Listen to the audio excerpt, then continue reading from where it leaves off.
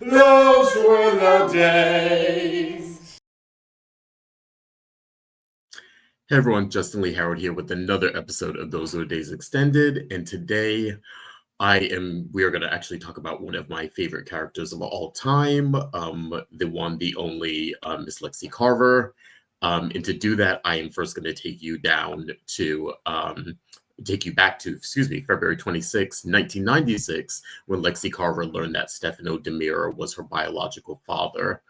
And I want to point out here, if you see this photo clearly, the man in the upper left-hand corner, that is the infamous Parrot Man, who had a very interesting friendship with Celeste back then. And we've heard his name currently in current day with the modern day Rachel Blake storyline. His name has come up. He is still around, and we've talked about it on the show, but he was a very, very big catalyst, especially in this sort of reveal storyline of one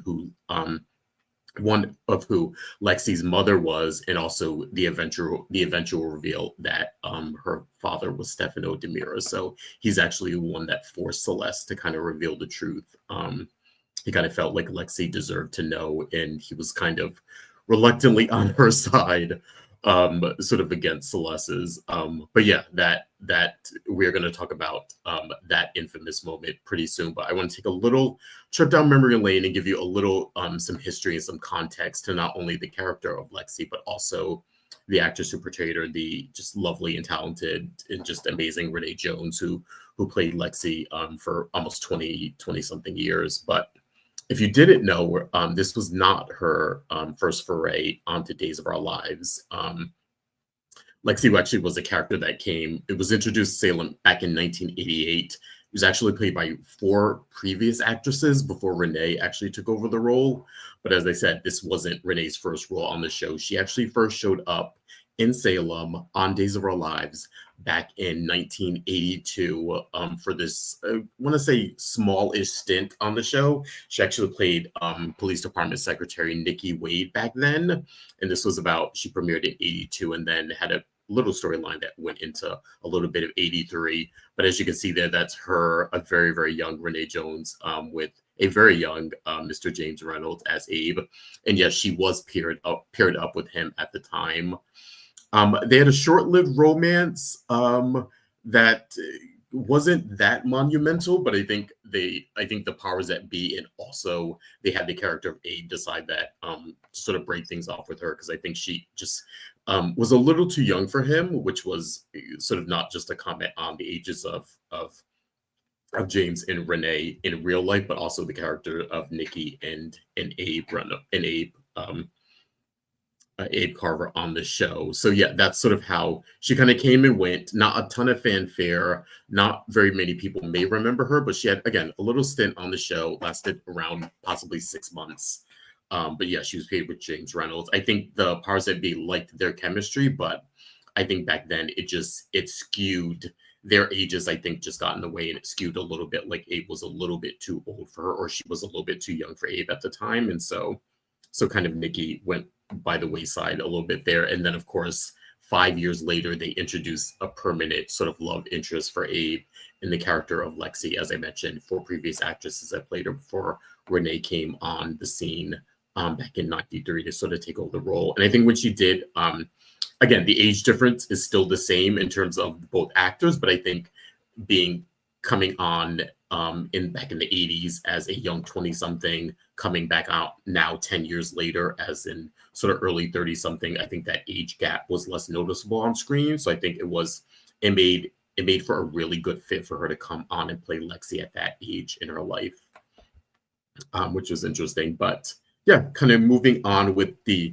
Lexie character, once Renee sort of took it over, I think in addition, they sort of powers that be, producers, writers, sort of played with the idea that Lexie was such a young soul. So even though they had her paired up with Abe and they had great chemistry, they also like flirted sort of the idea that Lexie was always they always put her with younger men on the canvas, whether it was other other actors as friends or others kind of love interests or crush, which we'll get into. One that sort of started this trend. If you remember back then, Lexi sort of had this attraction to her brother-in-law, Jonah Carver. I mean, of course, Lexi and Jonah go way back. If you remember the vigilante storyline in Salem, where Jonah was this pacifier, was, excuse me, called the vigilante, the pacifier. And at the time, Lexi, who started off as a cop, if you didn't know, she would kind of aid Jonah and thought, her hands were tied with sort of red tape as a cop, and kind of really want to do something to clean up crime. And that way, the way that they did that was to sort of team her up with Jonah there. That's actually how she got fired from the police force and entered into the idea that Lexi would be a doctor and go to medical school. All that came from this storyline. But yeah, she started off sort of having this weird sort of attraction to Jonah. This is during her medical school days, and he would also help her. But Lexi never acted on it. She had the attraction. She sort of put it to the wayside. And throughout the years, they've toyed with this idea of Lexi and Abe as a solid couple, but also she kind of has a little bit of a wandering eye for maybe younger men. And we saw that again come up with Brandon Walker, and then of course with the actual affair that she had years later with Ted Kramer. So that was always something that was sort of highlighted about the character. But I do want to get into the most significant sort of plot line or storyline that we had from Lexi over those last 20 years. And again, that was the one I referenced before. That was Lexi sort of finding her paternity, whether it was with Celeste and especially with Stefano. And of course, the most significant relationship outside of Abe was the fact that Stefano was her father in that big reveal, which was huge at the time in the 90s. I remember watching it, and I think at the time, again, it was February when the reveal happened. So for me, days used to come on at 1 p.m. I was always in school, of course, but I used to tape it, especially at this time, come home and watch the day's episodes. So this was definitely a big, huge storyline at the time. And I'll give you a little context. If you don't know the history of Lexi's paternity, we know that her mother is Celeste, who used to be known as Frankie. She, of course, grew up in Salem, excuse me, with Caroline Brady and Sean Brady and Victor Kiriakis. They all graduated high school. Caroline and Sean got married. Celeste was sort of this free spirit, or Frankie was sort of this free spirit. She kind of thought Salem was too small a town for her. She wanted to get out. She wanted to see the world. She wanted to kind of live this glamorous life. And the way for her to do that, or one of the ways she found to do that, was to go and work for this sort of mysterious international man named Stefano DiMera. So that's how they got together. She left Salem. Her and Stefano have kind of this whirlwind romance. She gets pregnant and decides that she does not want her child, boy or girl, to grow up under Stefano's thumb, basically. She does not want this child to grow up being a DiMera, knowing that they're DiMera. So she puts a plan in motion. She kind of not escapes, but travels to this little small fishing town by the name of Aramid. She decides she's going to hide out there while she's showing. The plan is to have the baby, which she does. The plan is to hand the baby off to her sister and brother-in-law, who adopt Lexi, and they were going to raise her as their own, and that Celeste would be known as the sort of fun, glamorous, ride into town sort of op Frankie that she became known during Lexi's childhood. But here's where things get a little tricky.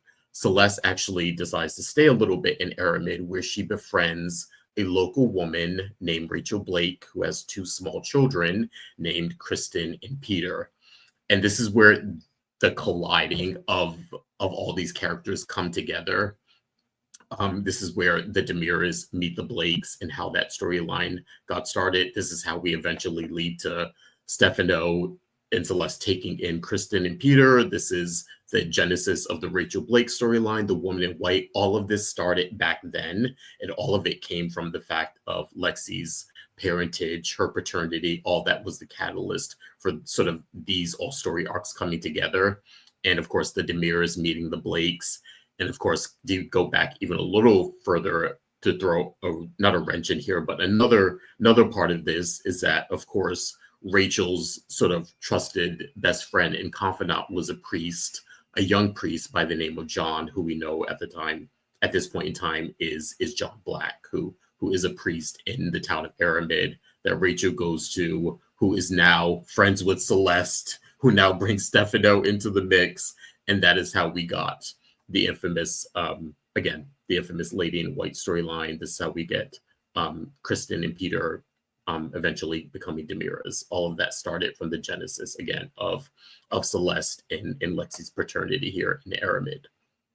But yeah, going back to this initial reveal, again, back in the 90s, this was huge for not just for the character of Lexie, but I think for both the character of Lexie and Stefano. I think for Stefano, it allowed the character to kind of soften without making him weak. I think we saw him have this sort of loving relationship with Kristen, his daughter. That was different, I think, because Kristen grew up as his daughter, even though she was adopted. She grew up as his daughter, and he sort of protected her from a lot of what he had going on. So they, of course, had this loving relationship. In terms of like the other daughters, Renee, of course, we saw that play out soon after she found out she was unfortunately killed. And then we saw a little bit of that with Megan, I say, back in the 80s when she found out Stefano was her father. With Megan, it was a little different because she kind of came onto the scene as a schemer herself. And so her being a schemer, finding out Stefano was her father, that was, in a way, sort of a match made in heaven for those two characters. But with Lexie, we saw really Stefano soften, and we saw him sort of really, not beg, but he sort of had to work really hard to earn her trust. Again, Lexie grew up in Salem. She knew about Stefano, knew what he was about. She, of course, is married to Abe.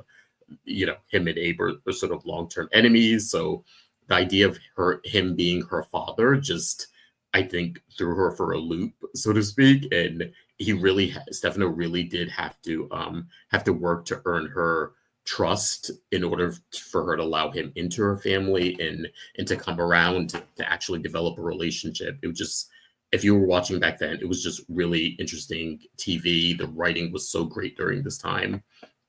And then for Lexie, I think it helped her. Of course, it expanded her outside of just being Abe's partner, which a lot of her characterization was because of that.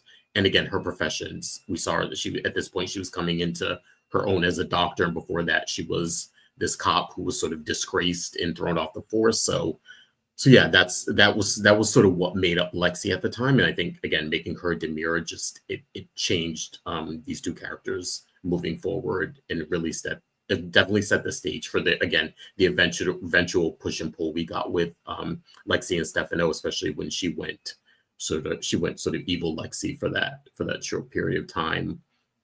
But I think this next sort of foray I'm going to describe as like the Lexie DiMera years, and this is where I think they really settled into her as a character of her own, and outside of the initial like shock and suspense of having her be Stefano's daughter and her sort of turn evil for those what amounts to maybe like a year and a half, 2 years of storyline. I sort of labeled these like the Lexie DiMera years because I think they sort of took Lexie now, and I think from a stereotypical standpoint, they would have had the character after she had a foray with being evil and came back into the mix. They would have had her sort of brush off Stefano and EJ and Tony at this point and say, no, I'm going back to being who I was, and you know, I'm married to Abe, and we're on the side of good, kind of a thing. But they didn't do that with this character. They had her still sort of find a way to maintain a loving relationship with both Stefano and eventually EJ, who came on the scene there. And I think it was a really interesting dynamic because she sort of drew a line in the sand, not only for Stefano and the DiMera side, but also for Abe, who, you know, she has this loving long-term marriage and relationship with. But it was, if you're going to accept me, you need to accept the fact that Stefano's my dad, and vice versa to Stefano. If you want me in your life, I'm not going to disown you for every bad thing you do, but you know, there has to be a line in the sand that I don't participate in it. But I'm also not going to stop coming around. I'm not going to stop being your daughter. I'm not going to stop having a relationship with you. So I think it struck this really interesting balance that I don't know if the storyline was done today, if it would have ended up that way. I think they would have had her make a little bit more harder decisions regarding them, or there would have been a lot more space. But I think at the time, the writing, this to me is like the golden era of Days. The writing was so sharp and crisp and interesting that it allowed for that introspection of a character like Lexi to draw those lines in the sand, but also to have this loving relationship with Stefano, with the DiMera side. And quite honestly, I think that's sort of what we're missing on the show today. We're missing a character like Lexi. I think the closest thing we have is possibly Chad, but that's different because he never had that sort of loving fatherly bond with Stefano that sort of Lexi did, and that was built up for years. I think by the time Stefano and Chad got to a place that they were okay, it wasn't the scope that he had with Lexi, and also at that time Stefano was kind of in and out and off canvas, so quite arguably he was probably closer to Kate than he was to Stefano at the time. But yeah, I just think that this character, the way that she was introduced back in the 80s, from where they brought her to the 90s, in these sort of plot lines they were giving her with the young men, I think was kind of interesting to give her a little bit of flavor and some intrigue there. But it really wasn't until they made her a DiMera that the character really took off, and especially after they gave her that stint of being evil, and that she settled into sort of being Lexie Carver / Lexi DiMera, and having that push and pull of being a good character, but also being a member of this infamous family that she, again, drew a line in the sand and wouldn't give up on. So I think we kind of miss a character like that, who's around. I'm always advocating for Lexi to come back. I know she's dead, but so have many other characters. I would love to have Renee Jones back on the scene. If not for Lexi, then hell, like bring her back as Nikki Wade for a stint. Have her come back and maybe cause some trouble for Abe and Paulina for a minute, even if it's just short stint. So yeah, I'm always advocating for Renee to come back. I think she's a huge talent in the character of Lexi. I think they put so much work into making her who she is that I think she's just a viable character that was cut short a little bit too soon. I think that, of course, was the fact that Renee Jones sort of retired. So I think they were looking to sort of put the character on hold. But yeah, I'd always be up for her to come back. So yeah, that was this week's Those Were Days Extended. Thanks, everyone. Those were the